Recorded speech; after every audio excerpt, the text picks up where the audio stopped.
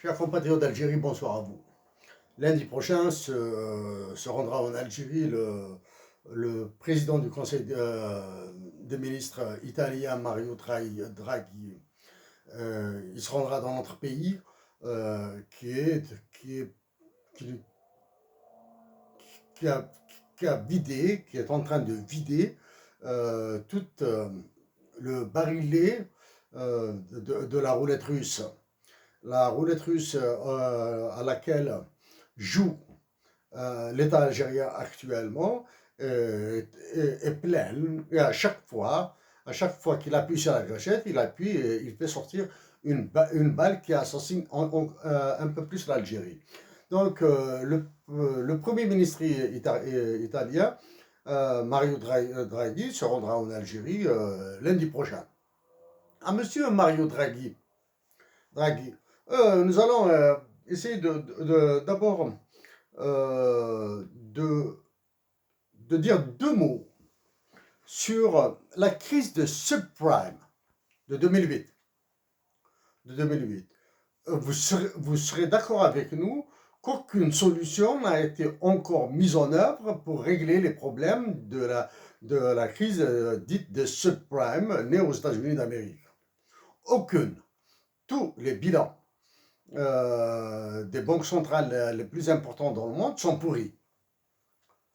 Junk bonds, toxic assets, etc., etc. Donc ça, c'est la crise. Vous, en tant que vice-président de Goldman Sachs, de la banque d'affaires Goldman Sachs, pour ceux qui veulent prononcer le S, vous êtes on ne peut plus informé sur ce qui attend le monde futur dans le domaine de la finance et dans le domaine de la monnaie. Donc, Goldman Sachs a sauvé sa peau. Énormément de banques ont fait faillite dans les effets de la crise de subprime, sauf la banque pour laquelle vous avez travaillé, Goldman Sachs. Ça, c'est la première. Deuxième, de Goldman Sachs, vous êtes passé à la Banque Centrale Européenne, vous avez dirigé la Banque Centrale Européenne, à travers laquelle vous avez fait fonctionner la planche à billets qui a servi à votre pays, à votre patrie, l'Italie. Donc, sur cet aspect, le patriotisme a prédominé dans votre action. Vous aimez votre pays, l'Italie, et donc vous avez aidé l'Italie par des financements conséquents. Nous éviterons les chiffres, de donner des chiffres parce que c'est quasiment improvisé ce que nous vous disons là, mais ils sont faciles à retrouver. Donc après la direction votre direction de la Banque Centrale Européenne, qui, soit dit en passant, est une banque centrale allemande, dans la mesure où l'euro est une monnaie allemande. Donc vous êtes passé président du Conseil des ministres italien, et avec comme président M. Mattarella. Donc lundi prochain, vous vous rendrez en Algérie. En Algérie, notre patrie. Alors, en commençant par l'Algérie d'abord, avant de venir au sujet de votre visite, qui est complètement occulté dans les médias et dans la communication officielle de l'Algérie. Nous préférons commencer d'abord par notre pays, l'Algérie. En Algérie, il y a, évitons la crise économique, la crise monétaire, la crise financière, la crise sociale, la crise de légitimité populaire, etc. Évitons la crise de la démocratie, la crise des droits de l'homme. Évitons tout cela, parce que si nous commencions par vous parler des droits de l'homme en Algérie qui sont violés chaque jour que Dieu fait, vous nous diriez, en voilà un autre qui est en pleine crise économique mondiale, en pleine récession économique mondiale, en pleine crise de change, en pleine crise financière, en pleine crise énergétique, dans un monde multipolaire, euh, plein de conflits, une multipolarité qui s'installe avec des conflits qui sont nécessaires, qui sont indispensables, pour que chacun des pôles, ou bien chaque groupe de pays animateurs d'un pôle impose sa présence, impose sa force, impose sa loi. Donc, vous nous diriez, et voilà un autre qui nous parle des droits de l'homme. Et pourtant, les droits de l'homme sont un sujet de prime importance, de prime importance que, qui assoit, y compris la légitimité des politiques monétaires et financières. Il sert de de carburant. C'est une force. Le respect des droits de l'homme est une force dans la mise en œuvre de politiques budgétaires, de politiques économiques en général, de politiques budgétaires, financières et monétaires. Donc, dans notre pays, donc l'Algérie, les droits de l'homme sont violés de long en large. Récemment, après la visite du secrétaire d'État américain en Algérie, l'ordre a été donné pour libérer des détenus.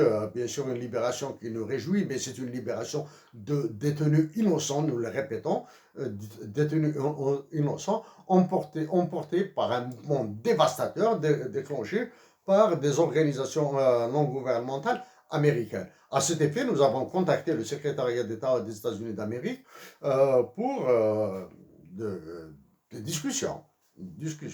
Mais malheureusement, bon, n'ayant aucune influence, bien sûr, notre demande est demeurée jusqu'à date lettre morte. Bon. Donc, en Algérie, actuellement, l'Algérie a là deux caractéristiques très importantes, qui vous paraîtront probablement décalées, et nous préférons commencer par ces aspects décalés, lesquels, pour nous, sont hyper importants. Ça, la première, l'impossibilité à l'État algérien, à la nation algérienne d'exécuter l'hymne national Qassaman, l'hymne national algérien l'actuel, dans son intégralité, parce que le roi de France et de ses colonies africaines, le président Emmanuel Macron, les a mis au pas. Ça, c'est le premier problème. Il est très important pour nous. Parce que tous les autres pays du monde, à notre connaissance, en particulier au Canada, aux États-Unis et en France, les hymnes nationaux sont exécutés à chaque occasion, aussi minime soit-elle, et qui engage toute la patrie et tous les patriotes de ces pays. Ça, c'est le premier point. Deuxième point, l'Algérie actuellement, des problèmes de lait, comme ça, des problèmes des billets d'avion qui sont chers, essentiellement entre l'Algérie et la France.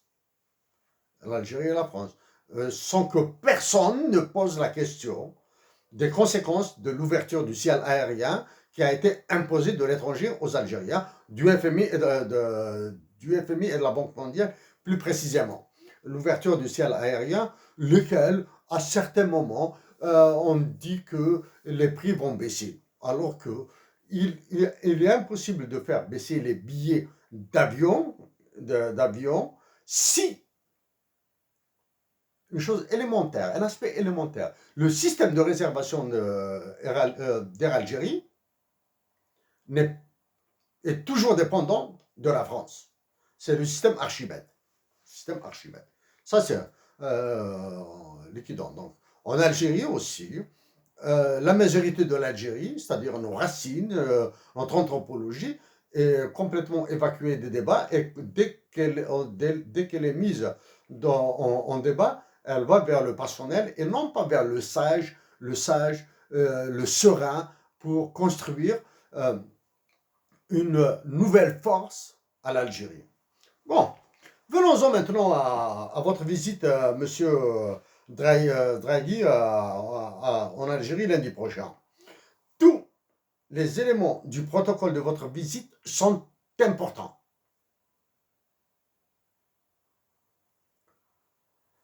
Allez-vous être reçu en après-midi parce que c'est moi qui arrive en Algérie.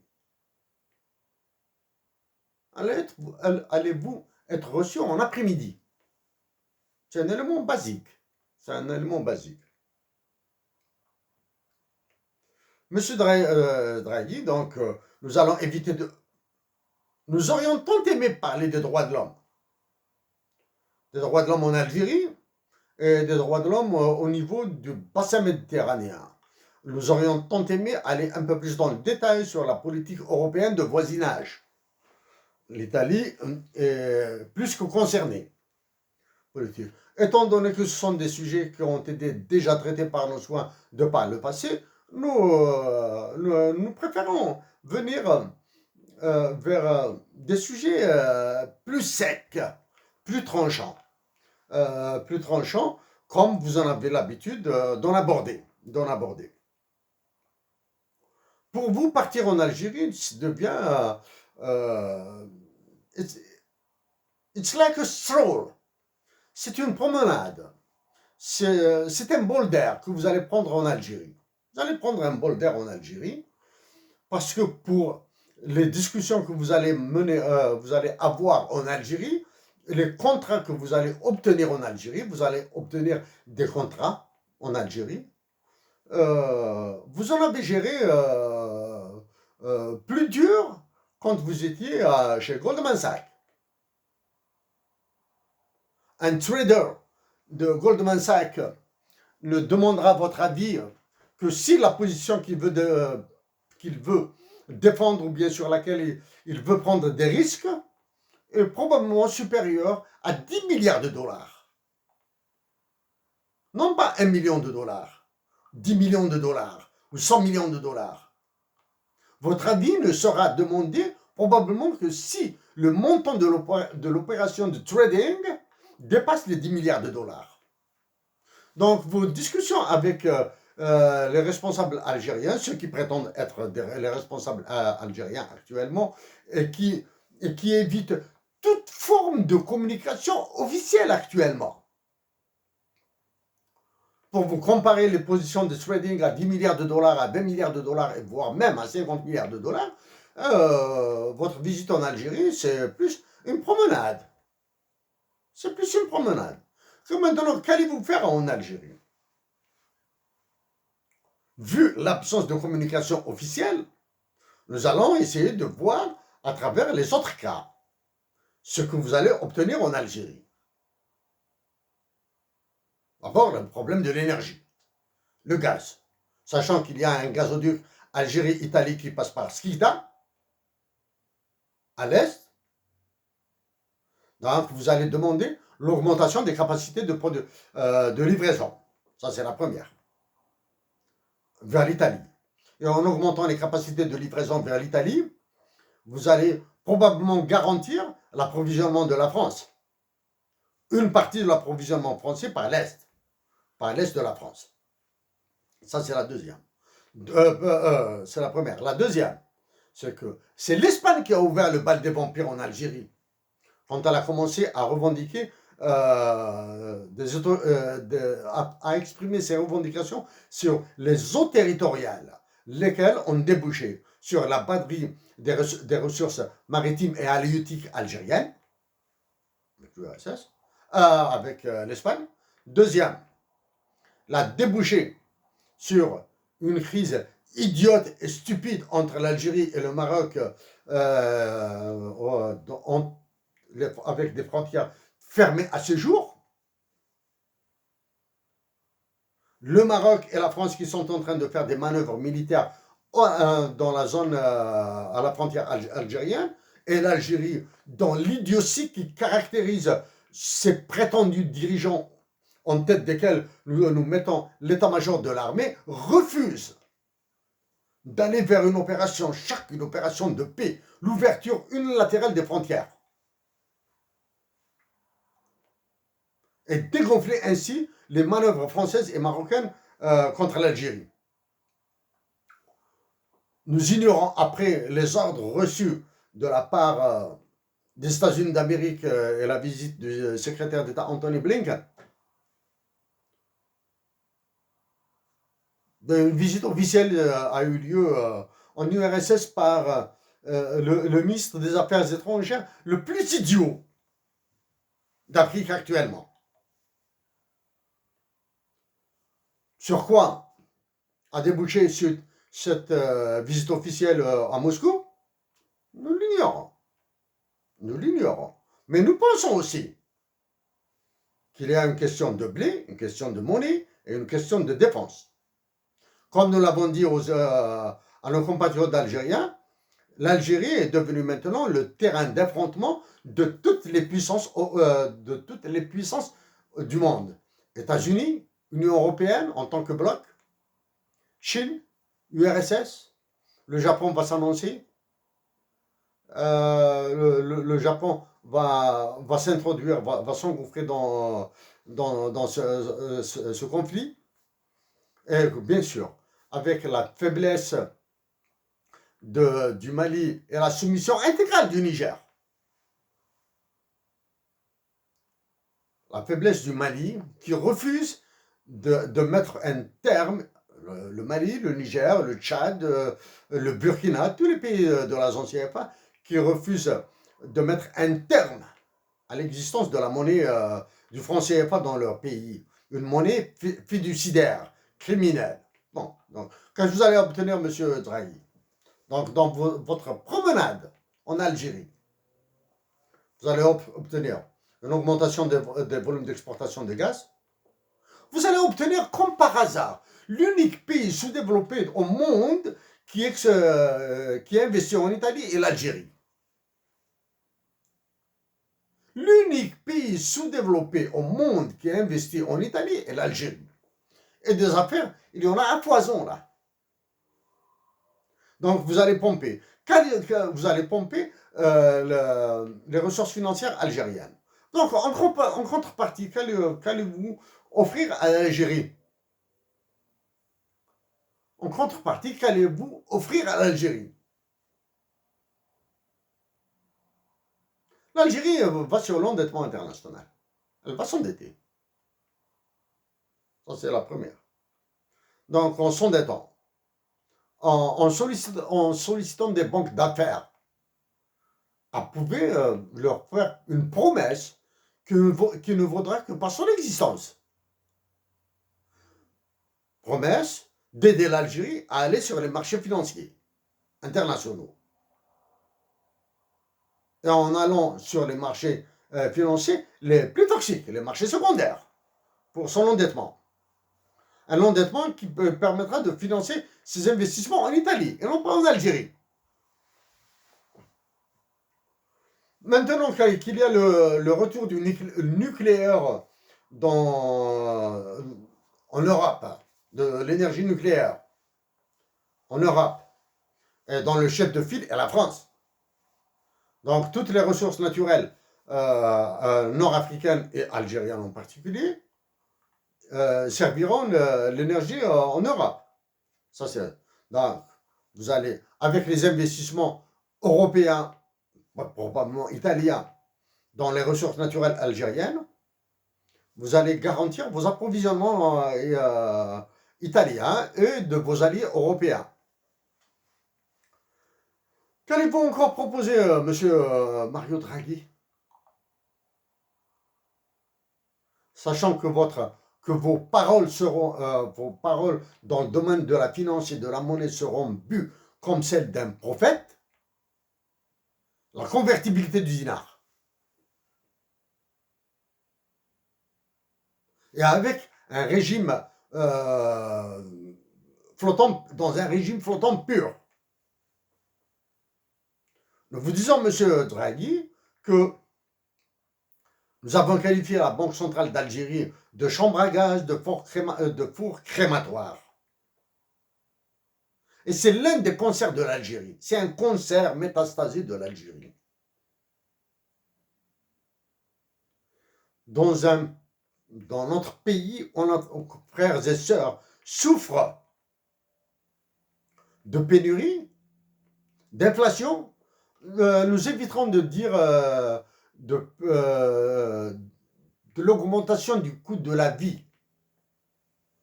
nous évitons de dire l'augmentation du coût de la vie, parce que l'inflation doit être analysée d'une manière un peu plus sereine. Parce que l'inflation en Algérie est alimentée par plus la dévaluation du dinar que la dévaluation du dinar qui a été encore plus dangereuse que la baisse de production. Bien sûr, il y a les chocs exogènes que subit l'Algérie. Le choc le plus important est celui du blé, du lait et des médicaments. Nos compatriotes en Algérie sont en train de souffrir en Algérie de maladies. Ils souffrent de chômage, bien sûr. Ils souffrent d'absence de couverture médicale efficace. Donc, monsieur Mario Draghi,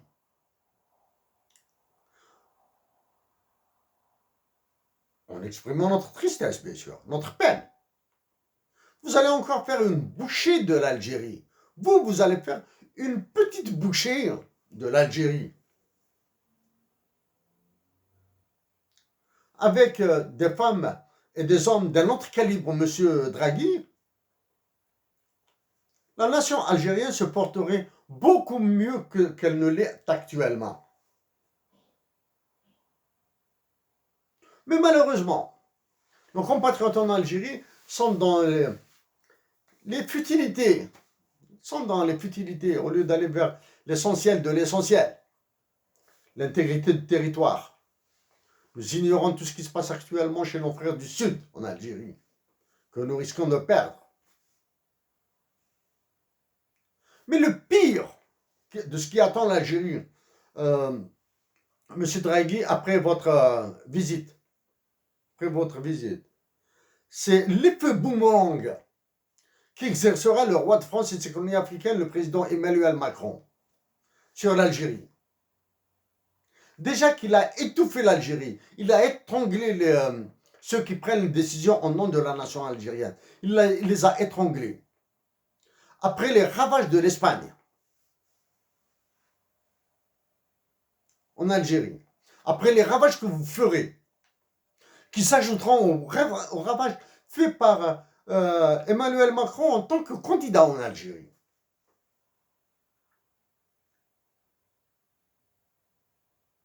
Les Algériennes et les Algériens iront dans un autre enfer encore plus féroce, plus brûlant.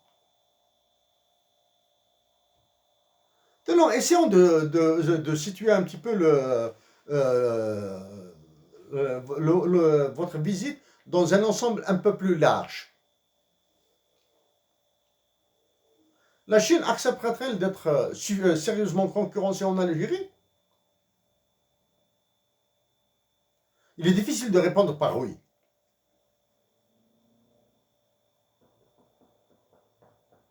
La Russie acceptera-t-elle de fournir de l'armement à l'Algérie, puisque l'Algérie apparemment a décidé d'aller vers la guerre, avec un état-major complètement disloqué, avec un chef d'état-major des plus abrutis, qui doit partir, qui doit rentrer chez lui. Est-ce que la Russie acceptera de fournir de l'armement à l'Algérie dans ces conditions?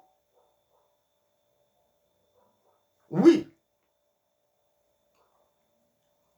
À condition que l'Algérie, d'abord, reste à un niveau d'approvisionnement de l'Europe en l'état, contractuellement, niveau d'approvisionnement tel que défini par les contrats déjà signés, alors que l'Algérie s'apprête à négocier la révision de certains prix. Ce qui prouve que l'Algérie paye les effets d'une crise et ne bénéficie pas des effets d'une crise.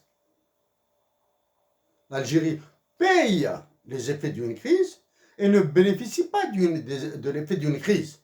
L'augmentation des prix de l'énergie, pétrole et gaz. Voilà où en est l'Algérie.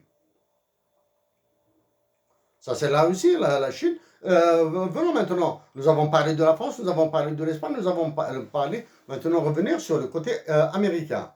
Les Américains vont s'énerver sérieusement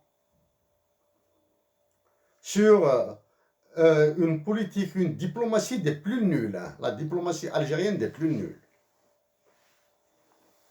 Bien sûr, tout ce beau monde en s'énervant. Qu'est-ce qu'il va faire? Il va agir à travers toutes les organisations internationales pour encore étouffer plus l'Algérie. Et quelles sont ces organisations internationales? Il y a les organisations formelles internationales les plus connues, le Fonds monétaire international et la Banque mondiale.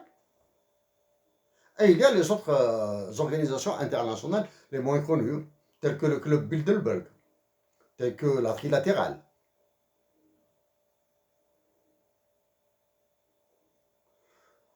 Monsieur Draghi, vous allez défendre les intérêts de votre pays, l'Italie. En Algérie, à titre personnel, nous continuons à défendre les intérêts de la patrie Algérie, et de la nation algérienne. Nous espérons qu'il y aura d'autres Algériens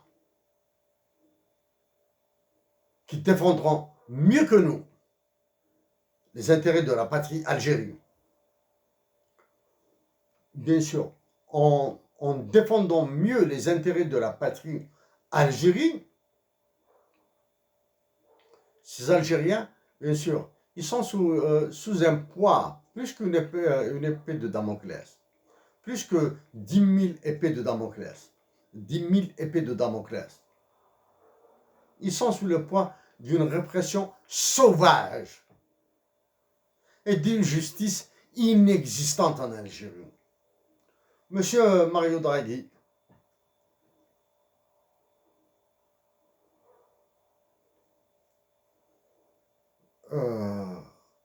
depuis que vous avez pris la direction de la Banque centrale européenne, la Banque centrale allemande, pour parler vrai, en Italie, tout ce qui est fascisme, tout ce qui est mouvement 5 étoiles, tout ce qui est la Ligue du Nord, etc., s'est calmé. Depuis que vous êtes devenu chef du gouvernement italien, tous ces mouvements ont disparu de l'information internationale. Tous ces mouvements en Italie ont disparu de l'information internationale parce que les Italiens ont compris que sont des hommes comme vous, c'est la ruine qui les attend. Et c'est cette ruine